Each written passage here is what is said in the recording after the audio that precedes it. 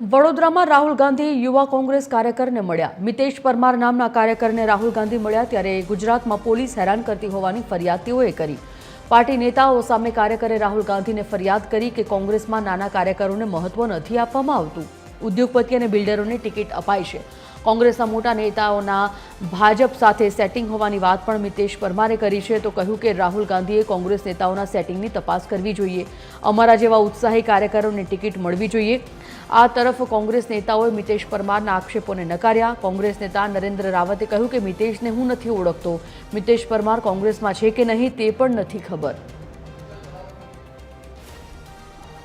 સાચા કાર્યકર્તા જે જૂના કાર્યકર્તા વર્ષોથી લડે છે એ લોકોને સર ટિકિટો આપે તો 15 વર્ષ પહેલા કોંગ્રેસની અહીંયા મુખ્યમંત્રીઓ અહીંયા કોર્પોરેશનો બોર્ડ બી પણ મેં બધા નાના માણસો જે લડાયક છે એ લોકોને સહકાર મળતો નથી, સાથ નથી મળતો।